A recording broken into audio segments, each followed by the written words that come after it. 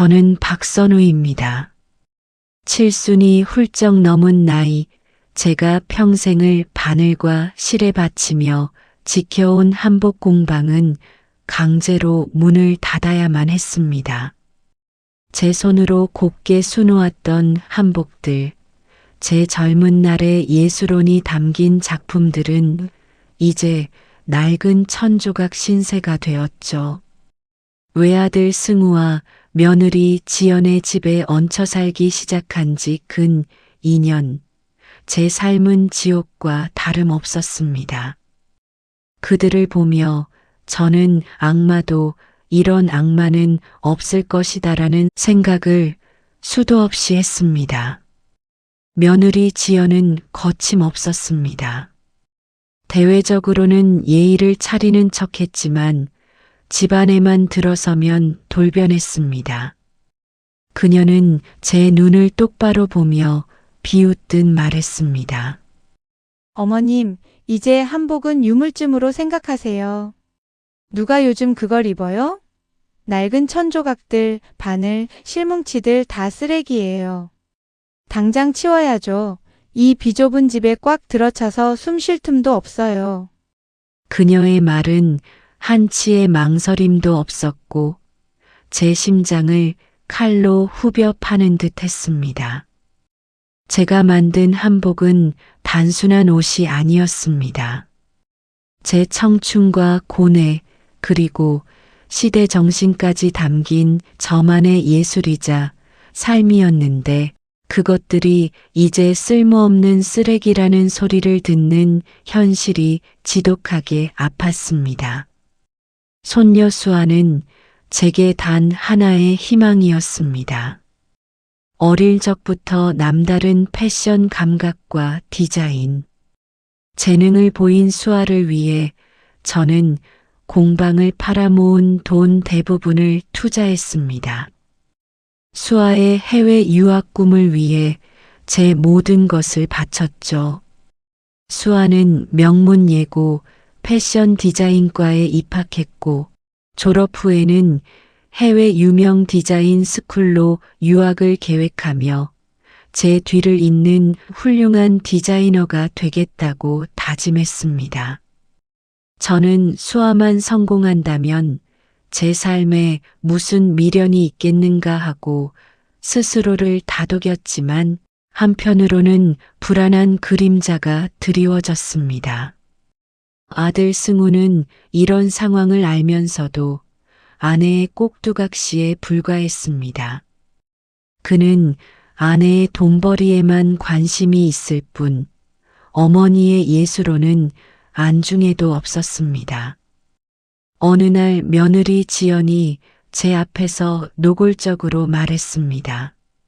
어머님, 그 한복 작품들 이제 폐기 처분할 때 안 됐어요? 박물관에서도 안 받아줘요. 혹시 파실 생각이라면 제가 아는 사람에게 염가에 넘기시죠. 그래야 수아 유학 자금에라도 보탤 수 있을 거 아니에요. 그녀의 말은 선을 넘어도 한참 넘었습니다. 제 자존심은 끝없이 추락했습니다. 지연아, 그건 함부로 말할 물건이 아니다. 저는 겨우 말을 이었습니다. 그녀의 뻔뻔함에 저는 분노로 몸이 떨렸습니다. 그날 밤 저는 잠들지 못하고 작은 바느질함을 열었습니다. 그 속에는 제가 20살 때 만든 첫 한복 디자인 도안과 남편과의 추억이 담긴 빛바랜 사진들이 들어 있었죠. 바느질함 속의 낡은 실타래가 어둠 속에서 희미하게 빛나는 듯 했습니다. 이 빛은 나를 지켜주겠지. 하지만 불안감은 가시지 않았습니다. 내가 과연 이 집에서 계속 빛날 수 있을까? 내 자리는 어디일까? 디자이너로서의 자부심은 이제 어디로 가야 하나? 저는 그 밤 내내 이 작은 바느질함을 꼭 끌어안고 있었습니다. 제 인생의 가장 찬란했던 시절을 담은 유일한 증거였습니다. 바느질함의 나무 냄새와 오래된 첫 냄새가 제 코끝을 스치는데 저는 이 모든 모욕을 잊지 않으리라 다짐 또 다짐했습니다. 며칠 뒤 수아의 유학 준비가 한창이던 어느 날 며느리 지연은 낡은 바느질함이 가득 쌓인 제 방 앞에서 한숨을 쉬는 저를 비웃듯 말했습니다. 어머님, 수아 유학 자금에 보태려면 지금 있는 짐들 다 파세요. 제가 이미 시장 조사도 다 해놨어요. 어차피 낡은 것들 팔아봐야 푼돈이지만 감지덕지해야죠. 괜히 집만 지키고 계실 필요 없어요. 현실을 직시하세요. 그녀의 목소리에는 단 한 점의 온기도 없었습니다. 제 손으로 만든 한복 작품 중에는 희귀한 궁중 의상 기법으로 만든 원삼도 있었습니다. 그 원삼은 제가 겪었던 수많은 세월과 희로애락을 담고 있는 보물이었습니다. 며느리는 그 원삼을 보며 어머님, 저거 아직도 안 버리셨어요? 보관하기도 힘들고 집안 분위기랑도 너무 안 맞아요. 그냥 고물상에 넘기는 게 상책이에요. 라고 입에 담기도 힘든 말을 내뱉었습니다. 제가 정성껏 마련했던 수아의 유학 자금은 상당 부분 제 노후 자금과 다름없었지만 손녀의 꿈을 위해 기꺼이 내어줬던 돈이었습니다.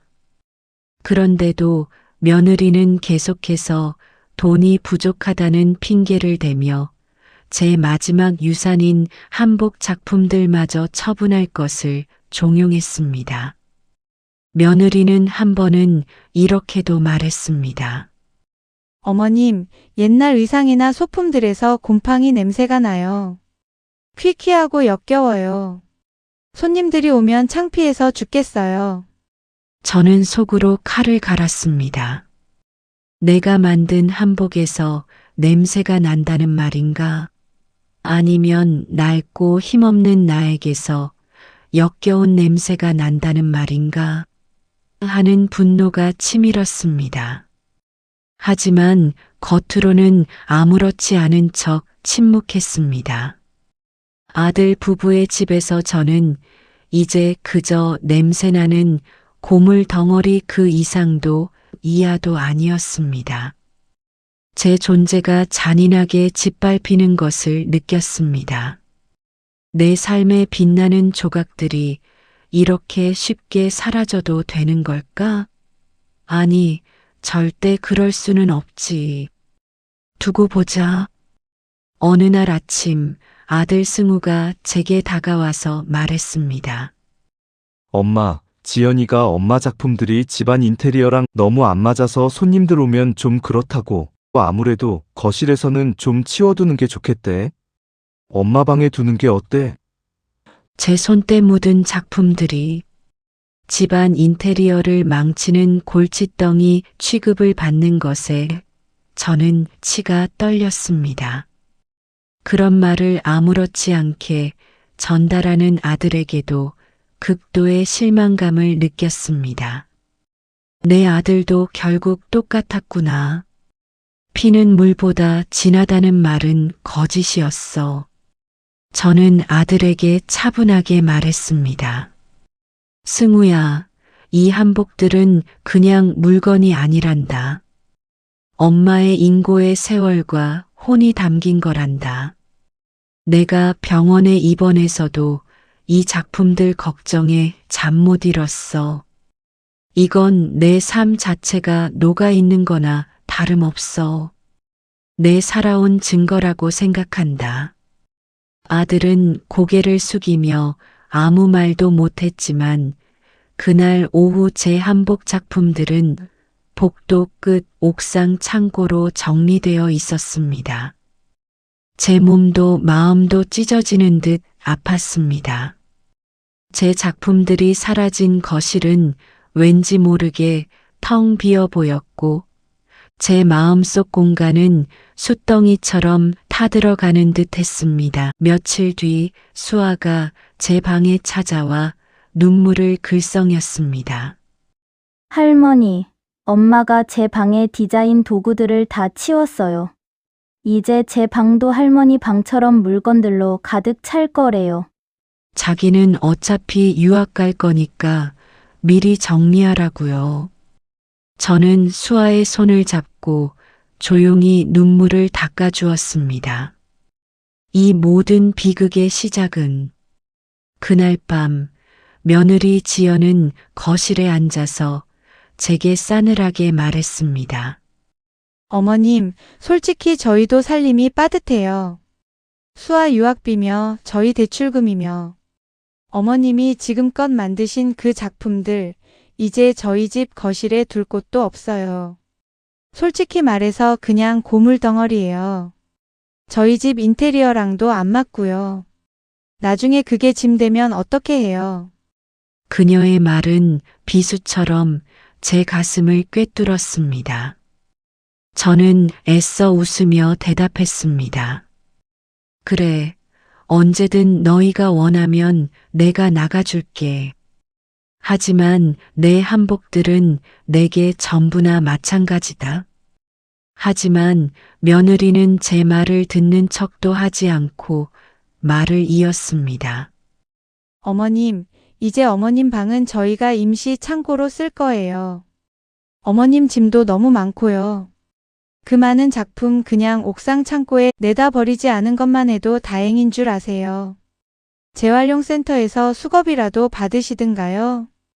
그녀의 단호한 말투에 제 분노는 극에 달했습니다. 재활용품이라니 내 작품이. 저는 그날부터 제 방에 들어가기를 거부했습니다. 며느리가 제 방을 창고라고 부르기 시작하면서부터 저는 마치 그 잿빛 창고 속 물건 중 하나가 된 듯한 기분이었습니다. 손녀 수아는 그런 저를 안쓰럽게 여겼는지 제게 몰래 와서 디자인 스케치를 보여주곤 했습니다. 할머니, 제가 그린 그림인데 할머니 한복 디자인이랑 좀 비슷한가요? 할머니처럼 훌륭한 디자이너가 될 거예요. 저는 수아의 그림을 보며 애써 미소 지었습니다. 하지만 제 마음 한편에는 복수심이 활활 타올랐습니다. 수아에게까지도 내가 짐이 되면 안 되는데. 저는 손녀의 눈에 비친 제 모습을 보며 스스로에게 다짐했습니다. 나는 아직 죽지 않았어. 나의 존재 가치를 반드시 증명할 것이다. 아들 승우는 이런 갈등 상황을 회피하려 매일 야근을 핑계 삼아 늦게 들어왔습니다. 집안의 공기는 지독하게 차가웠습니다. 어느 날 저녁 승우가 퇴근하고 돌아오자 저는 그에게 차갑게 일갈했습니다. 승우야, 엄마는 말이다. 내가 자랑스러웠단다. 하지만 이제 엄마의 자랑은 내게 짐이 되는 모양이구나. 그렇게 한심하게 아내 말에 휘둘리면서 살 테면 그렇게 살아라. 아들은 제 말을 피하듯 고개를 푹 숙이며 어머니, 그게 아니고요. 라고 중얼거릴 뿐이었습니다. 저는 더 이상 아들에게 기대할 것이 아무것도 없다는 것을 깨달았습니다. 내 아들도 내 며느리도 결국 나를 이해해주지 못하는구나. 이젠 그들을 가족이라 부를 수도 없겠어. 그날 밤 저는 조용히 제 방 창문을 열고 앉았습니다. 차가운 밤 공기가 제 마음을 더욱 삭막하게 만들었습니다. 저의 한복 작품들은 며칠 전부터 복도 끝 창고에 덩그러니 놓여 있었습니다. 마치 버려진 쓰레기처럼 제 눈에 들어왔습니다. 그날 이후 저는 그들을 더 이상 가족으로 여기지 않았습니다. 저는 이 집안에서 완벽한 투명 인간이 되어갔습니다. 며느리 지연은 제게 더 노골적으로 정리를 요구했습니다. 어머님, 노인정이라도 나가세요. 낮에 집에만 계시지 마시고 친구분들이랑 어울리시는 게 좋잖아요? 집에 계시면 너무 답답하니까요. 그리고 저희는 어머니 안 계실 때가 훨씬 편해요. 그녀는 저를 마치 치워야 할 물건처럼, 아니 치워야 할 방해물처럼 취급하기 시작했습니다. 제 방은 이제 완전히 창고가 되어버렸고, 저는 거실 소파에서 지내는 시간이 대부분이었습니다. 제가 아침 식사 자리에서 오늘 날씨가 참 좋다. 오랜만에 산책이라도 다녀와야겠다라고 말하면 며느리는 어머님, 혹시 어디 멀리 가시진 마세요. 저녁에 백화점 사장님 댁에서 손님이 와요. 그때 어머님은 집에 계시는 게 좋을 거예요. 라며 저의 외출 계획을 무산시키곤 했습니다. 마치 제가 집에 없는 존재처럼 이야기했지만 실제로는 저의 존재를 완벽하게 통제하려는 듯 했습니다. 그래, 너희가 원하는 대로 해봐. 하지만 이 모든 일에 대한 대가는 분명히 치르게 될 것이다. 내가 살아있는 한 너희는 절대 편안할 수 없어. 손녀 수아는 갈수록 눈치를 보며 저와 거리를 두는 듯 보였습니다. 한 번은 제가 수아에게 할머니는 내가 유학 가서 멋진 한복 디자이너가 되는 모습을 보고 싶구나. 할머니 재능을 이어받았으니 틀림없이 성공할 거야 라고 말했습니다. 그러자 수아는 순간적으로 얼어붙은 듯 입을 다물었죠. 그리고 며칠 뒤 수아가 제게 조심스러운 척 말했습니다. 할머니 사실은요, 저 패션 디자인 말고 다른 것을 하고 싶어요. 엄마가 예체능으로는 돈 벌기 힘들대요. 유학도 가기 싫어요. 그 말은 제 심장을 꿰뚫는 칼 같았습니다. 제가 수아에게 물려주고 싶었던 전통의 아름다움이라는 가치가 돈이라는 현실의 벽 앞에서 처참하게 좌절되는 순간이었죠. 내가 틀렸던 걸까? 아니, 내가 틀린 게 아니야. 너희가 그 아름다움을 볼 눈이 없는 거지. 저는 손녀마저도 탐욕스러운 어미의 꿰매 넘어갔다는 생각에 더욱 분노했습니다. 어느 날 저녁 아들 승우가 퇴근하고 돌아오자 며느리 지연이 제 앞에서 대뜸 승우에게 윽박질렀습니다. 여보, 어머님 작품들 언제까지 옥상 창고에 둘 거야? 비 맞으면 상하고 관리비도 나오잖아. 이제 진짜 처리해야 할 때 아냐? 버리든 팔든 해야지. 안 그러면 당신이 책임질 거야. 아들은 제 눈치를 살피며 고개를 숙였습니다. 저는 그들의 대화를 듣는 내내 숨을 제대로 쉴 수 없었습니다. 제 모든 것이 사라져가는 기분이었습니다. 버려질 쓰레기라 좋다. 누가 쓰레기가 되는지 똑똑히 보여주마. 밤이 되자 저는 조용히 옥상 창고로 올라갔습니다. 습기 가득한 창고 안에는 제 작품들이 낡은 천에 덮인 채 놓여 있었습니다. 궁중 원삼 위에는 굵은 먼지가 겹겹이 쌓여 있었고 바느질 함들은 곰팡이 냄새를 풀풀 풍기고 있었습니다.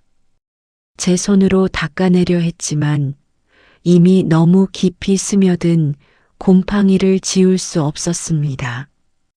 저는 그 앞에서 한없이 서럽게 울고 말았습니다. 나는 왜 이렇게까지 당해야 하는가? 내 작품들은 왜 이렇게 힘없이 버려져야 하는가? 내가 평생 지켜온 것들이 이렇게 한순간에 무너지는구나. 제 눈물은 곰팡이 핀 한복 위에 떨어졌습니다. 그 물방울은 천 표면에 잠시 머물다 사라졌습니다. 마치 제 존재처럼. 그날은 제가 이 집에서 지내는 가장 고통스럽고 동시에 가장 잔인한 복수를 다짐하게 되는 순간이었습니다. 등골이 오싹할 정도의 서늘한 결심이 제 마음속에 자리 잡았습니다. 고통스러운 밤을 보내고 새벽녘에 잠시 잠이 들었습니다. 저는 꿈속에서 제가 평생 작업했던 한복 공방에 앉아 아름다운 한복을 만들고 있었죠. 제 손끝에서 빛나는 실과 바늘은 현실의 고통을 잊게 할 만큼 황홀했습니다. 꿈에서 깨자 저는 눈을 비비며 생각했습니다. 나는 아직 죽지 않았어. 내 영혼은 살아있어. 나는 아직 작품을 만들 수 있어. 나의 가치는 사라지지 않았어. 그리고 나의 복수도 끝나지 않았어. 그날 아침 며느리 지연은 거실에서 제게 차갑게 명령했습니다. 어머님, 거실 소파 옆에 어머님 짐 좀 치울게요. 수아 친구들이 오면 너무 짐스러워 보여요. 어머님도 이제 좀 젊은 감각으로 사셔야죠. 저희 집 품격이 떨어져요. 그녀의 말에 제 자존심은 산산조각 났지만 저는 이미 다른 계획을 세우고 있었습니다. 점차 저는 이 집안에서 더욱더 투명한 존재가 되어갔습니다. 아침 식사도 혼자 먹는 날이 많아졌고 가족들은 각자의 일상에 바빠 저에게 말 한마디 건네지 않았습니다. 손녀 수아는 그런 저를 안쓰럽게 여겼지만 이내 엄마의 눈치를 살피며 제게서 멀어졌습니다. 그 아이마저 제가 짐이 되는 것이 두려운 듯 했습니다. 이틀 뒤 저는 며느리 지연에게 단호한 어조로 말했습니다. 지연아, 수아 유학 자금에 보태라고 했던 내 작품들 말이다. 그중 가장 아끼는 이 궁중 원삼만 내가 직접 손봐서 팔면 안 되겠니? 다른 작품들은 내가 알아서 처분해도 좋다. 이 원삼은 내게 특별한 의미가 있거든. 며느리는 제 말에 코웃음을 치더니 어머님, 이제 와서 뭘 그러세요? 어차피 낡은 건 아무도 안 사가요. 괜히 헛된 꿈 꾸지 마세요. 팔아봤자 수아 유학 자금 한 푼 보탤 수 있을지나 걱정되네요. 라고 비아냥거렸습니다. 저는 그 말에 그 자리에서 얼어붙었습니다. 헛된 꿈, 그래. 내가 너희에게 헛된 꿈이 뭔지 똑똑히 보여주마. 저는 그날 밤 내내 잠 못 이뤘습니다. 옥상 창고에 덩그러니 놓인 궁중 원삼, 그리고 며느리의 날카로운 말들이 제 머릿속을 맴돌았습니다. 내가 평생 쌓아온 공든 탑이 이렇게 쉽게 무너지는구나. 나는 이제 쓸모없는 존재인가? 그 순간 제 마음속 깊은 곳에서 오랫동안 잊고 지냈던 강렬한 복수심이 끌어올랐습니다. 아니야. 나는 박선우야. 나는 한복 디자이너 박선우야. 내 작품들은 단순히 낡은 물건이 아니야. 나는 아직 끝나지 않았어. 그리고 너희를 그대로 둘 수는 없지. 저는 조용히 자리에서 일어나 옥상 창고로 향했습니다. 낡은 천에 덮인 궁중 원삼을 조심스럽게 꺼냈습니다. 곰팡이와 먼지에 휩싸여 희미해진 원삼을 한참 동안 노려보았습니다. 다시 시작할 수 있어. 내가 직접 이 원삼을 살려낼 거야.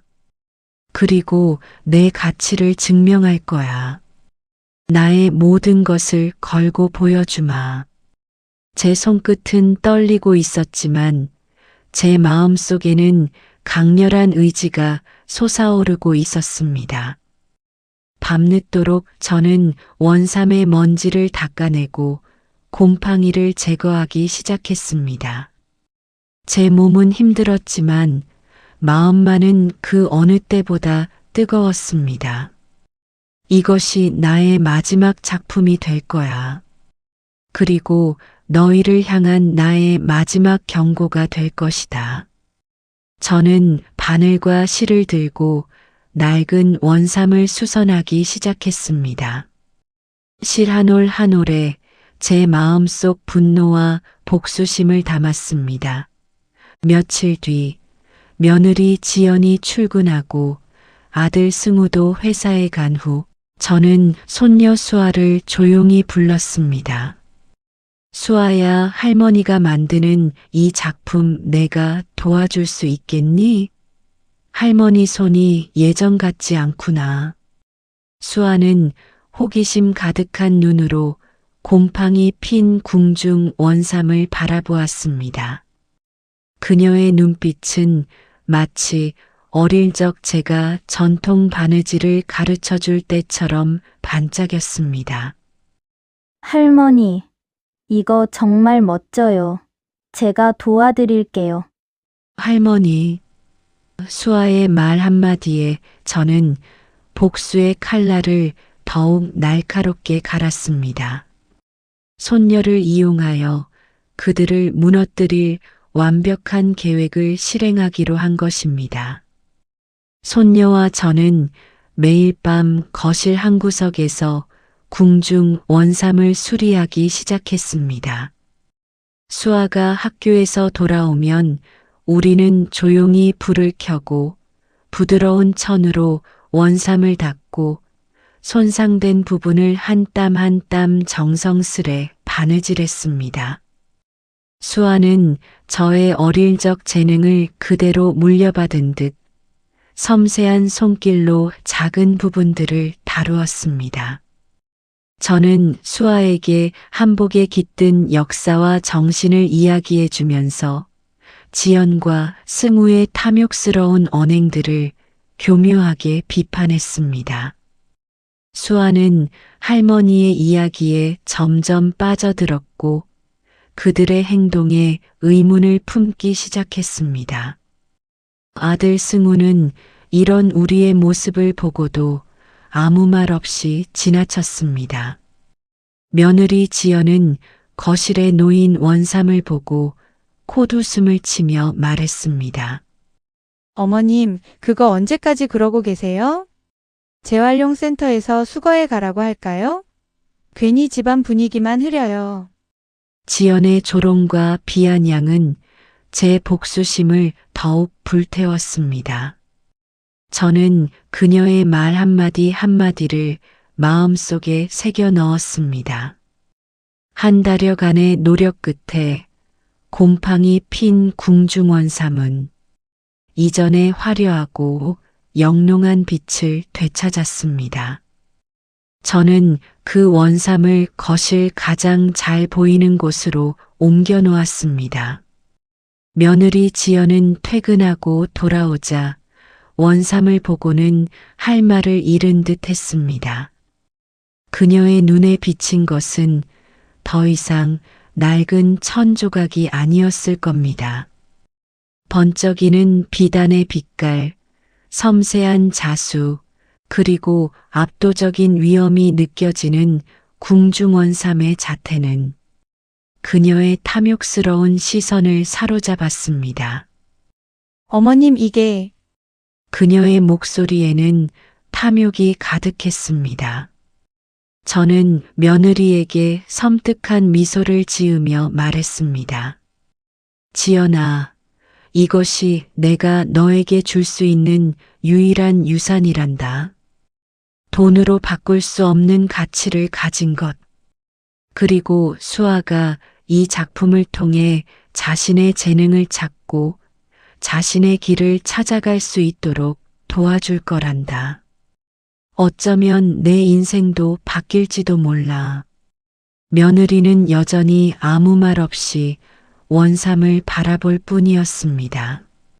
그녀의 눈빛에는 놀라움과 함께 탐욕스러운 빛이 번쩍였습니다. 그리고 며칠 뒤 놀라운 일이 벌어졌습니다. 수아는 제가 보여줬던 옛날 사진 속 제 한복 작품들을 보며 자신의 포트폴리오를 만들고 있었고, 며느리 지연은 수아의 방에서 발견한 디자인 스케치들을 보고는 놀라움을 금치 못했습니다. 수아는 미술대전에서 할머니의 전통 한복에서 영감을 얻은 디자인으로 대상을 받았고, 그 소식은 학교와 지역 사회에 퍼져나갔습니다. 며느리 지연은 수아의 재능이 돈이 될 수 있음을 직감한 듯 했습니다. 그녀는 제게 다가와 조심스러운 척 말했습니다.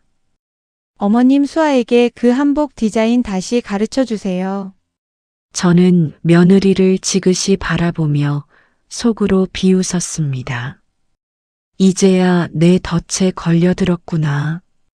바보 같은 것들. 옥상 창고에 들어갈 뻔했던 궁중 원삼은 거실의 중심에서 환하게 빛나고 있었습니다. 그 빛은 희망의 빛이 아닌 복수의 서막을 알리는 섬뜩한 빛 같았습니다. 제가 미처 몰랐습니다. 엄마로서 제가 너무 어리석었나 봅니다. 수아의 수상 소식은 집안 분위기를 완전히 바꿔놓았습니다. 며느리 지연은 대형 백화점 의류 매장 매니저로서 수아의 재능이 큰 시장 가치를 지닌다는 것을 직감했습니다. 그녀는 제게 조심스럽게 새로운 제안을 했습니다. 어머님, 저희 백화점에서 어머님 작품 전시를 해보고 싶어요. 그리고 수아 디자인과 연계해서 젊은 감각의 생활 한복 브랜드를 론칭하면 어떨까 싶어요. 젊은 세대들에게도 전통 한복의 아름다움을 알리고 싶습니다. 저는 잠시 망설이는 척했습니다. 이게 정말 진심일까? 아니면 또 다른 탐욕스러운 계산일까? 하지만 지연의 눈빛에서 저는 탐욕을 넘어선 집착을 읽을 수 있었습니다. 지연아, 내가 그동안 내 작품들을 짐이라고 불렀었는데 이제는 돈벌이가 되는 거니? 제 말에 지연은 얼굴을 붉히며 고개를 숙였습니다. 죄송합니다. 어머님, 제가 어리석었습니다. 이제라도 어머님의 가치를 알아봐 드리고 싶습니다. 저는 기꺼이 그녀의 제안을 받아들였습니다. 제 작품들이 현대적인 공간에서 새로운 생명을 얻는 동시에 그들의 몰락을 위한 발판이 될 시간이 온 것이었으니까요. 지연은 발 벗고 나서서 전시회와 브랜드 론칭을 기획했습니다. 수아는 할머니의 작품을 현대적으로 재해석한 디자인을 선보이며 적극적으로 참여했죠. 가족이 모두 힘을 합쳐 만들어 나가는 예술 활동처럼 보였지만 저는 그들의 탐욕스러운 얼굴을 보며 속으로 비웃었습니다. 전시회는 예상보다 훨씬 큰 성공을 거두었습니다. 특히 제가 직접 복원한 궁중 원삼은 천상의 아름다움이라는 찬사를 받으며 행사 내내 가장 큰 주목을 받았습니다. 사람들은 원삼 속에 담긴 제 삶의 이야기와 예술혼에 감동했고 수아는 할머니의 뒤를 잇는 차세대 디자이너로서 언론의 스포트라이트를 받았습니다. 며느리 지연은 전시회 내내 제 옆을 지키며 활짝 웃었습니다. 그녀의 얼굴에는 자부심이 아닌 자신도 성공의 일원이다라는 착각과 함께 엄청난 이득을 얻었다는 만족감이 가득했습니다. 전시회가 끝나고 며칠 뒤 며느리 지연은 제게 명함을 건넸습니다. 어머님, 이번에 백화점 갤러리층에 저희가 새로운 전통 의상 편집숍을 낼 예정이에요. 박선우 한복이라는 이름으로요. 어머님께서 직접 디렉팅해 주시면 좋겠습니다. 어머님 공방을 재건하고 싶습니다. 재정적인 부분은 저희가 전적으로 투자하겠습니다. 저는 며느리의 제안에 웃었습니다. 제 꿈을 짓밟았던 공간에서 제 꿈을 다시 일으켜 세우는 기회가 오리라고는 상상도 못했죠. 아들 승우도 퇴근 후 제게 말했습니다. 엄마, 이제 엄마가 하고 싶은 대로 하세요. 저희가 엄마를 위해 할 수 있는 일은 다 하겠습니다. 엄마가 다시 웃는 모습을 보니 행복합니다. 그날 밤 저는 제가 평생 간직했던 작은 바느질함을 열었습니다. 그 속에는 제가 20살 때 만든 첫 한복 디자인 도안, 남편과의 추억이 담긴 오래된 사진들, 그리고 이제는 새롭게 쌓인 복수를 위한 치밀한 계획들이 들어 있었습니다. 바느질함 속의 낡은 실타래가 어둠 속에서 섬뜩하게 빛났습니다. 제 삶은 이제야 완벽한 복수를 향해 달려가는 듯 했습니다. 제 삶은 칠순이 넘어서야 역전극의 서막을 활짝 열었습니다. 며느리 지연은 백화점 갤러리층에 박선우 한복이라는 이름으로 새로운 편집숍을 열었고 저는 그곳의 총괄 디렉터가 되었습니다. 제 이름 석자가 박힌 공방에서 저는 다시 바늘과 실을 들었고 제 손끝에서 빛나는 한복들은 매일 새로운 생명을 얻었습니다. 며느리 지연은 더 이상 짐을 논하지 않았습니다. 그녀는 제 작품들을 가장 고귀한 예술품이자 황금알을 낳는 거위로 대했고 제 공방에 출근하며 온갖 아첨을 늘어놓았습니다. 아들 승우도 완전히 달라졌습니다. 그는 퇴근 후 회사 업무가 아닌 저와 지연의 한복 디자인 작업을 돕기 위해 공방으로 달려왔습니다. 물심양면으로 저희를 지원했고 이제 그는 저의 가장 든든한 조력자이자 재산을 탐내는 충견처럼 굴었습니다. 손녀 수아는 이미 해외 유명 디자인 스쿨에 합격했지만 유학을 잠시 미루고 저와 지연의 곁에서 박선우 한복의 론칭을 도왔습니다. 그녀는 할머니의 전통과 어머니의 현대적 감각을 융합하여 새로운 디자인을 창조했고 그 과정에서 훌륭한 디자이너로 성장하고 있었습니다. 이 모든 상황이 제가 계획한 대로 흘러가고 있었습니다. 저는 그들이 더 깊이 빠져들기를 기다렸습니다. 사업은 상상을 초월하는 성공을 거두었습니다. 박선우 한복은 전통 한복의 아름다움을 현대적으로 재해석했다는 평가를 받으며 명품 브랜드 반열에 올랐습니다. 지연과 승우는 제 덕분에 엄청난 부를 거머쥐었고 그들의 허영심은 하늘을 찔렀습니다. 그들은 이 모든 것이 자신들의 노력 덕분인 양 자만했습니다. 그리고 마침내 완벽한 복수를 실행할 때가 왔습니다. 제가 병원에 입원했을 때 변호사에게 재산 상속 관련 모든 절차를 맡겨두고 그들의 탐욕을 확인했던 그때부터 준비했던 날이었습니다. 어느 날 저녁 저는 승우와 지연 그리고 수아를 불러 모았습니다. 얘들아, 사실 이 집은 아직 4명이란다. 그리고 너희에게 빌려준 것이 아니었단다.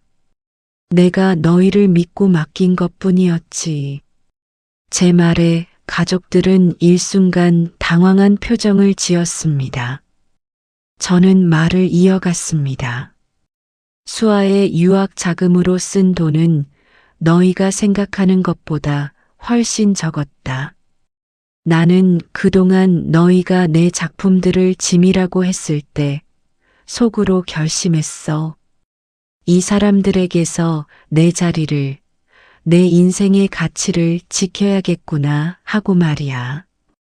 그래서 그동안 너희가 내게 준 모든 돈은 하나도 쓰지 않고 따로 모아뒀단다. 그리고 이 집 명의는 언제나 내 이름으로 되어 있었다.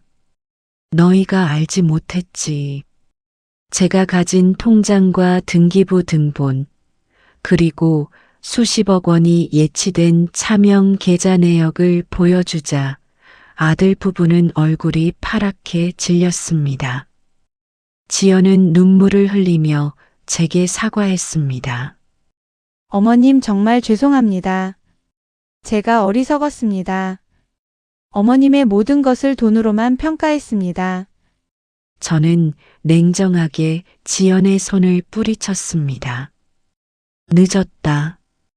너희가 나의 비단 속에 숨겨진 독을 맛볼 시간이다. 오늘부로 너희는 내 집에서 그리고 박선우 한복에서 모든 권리를 잃는다. 이 집은 팔아버릴 것이고 너희는 한 푼도 받지 못할 것이다. 내 자리에 앉으려던 대가는 혹독할 것이다. 아들 승우는 무릎을 꿇고 애원했지만 저는 냉정했습니다. 수아는 진실을 알고 오열했습니다. 그녀는 할머니에게 용서를 빌었지만 저는 수아에게만 단호하게 말했습니다. 수아야, 너만은 내 이름을 걸고 유학을 가거라. 너의 재능은 진짜니까. 하지만 이 둘은 여기서 끝이다. 그들은 길바닥에 나앉게 되었고 저는 그 모든 것을 후회 없이 바라보았습니다. 공방의 한복들은 오늘도 환하게 빛나고 있었습니다. 그 빛은 제 삶의 증거이자 제가 직접 설계한 복수의 완벽한 마침표를 찍고 있었습니다. 이 이야기를 들어주신 사랑하는 모든 분께 다시 한번 진심으로 전합니다. 저희 이야기가 여러분의 마음에 작은 울림이라도 주었다면 구독과 알림 설정을 해주시면 다음 이야기를 준비하는 저에게 더없이 큰 힘이 될 것입니다.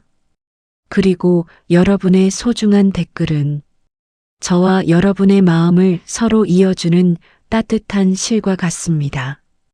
오늘 여러분의 마음속에 떠오른 이야기들을 망설이지 말고 남겨주십시오.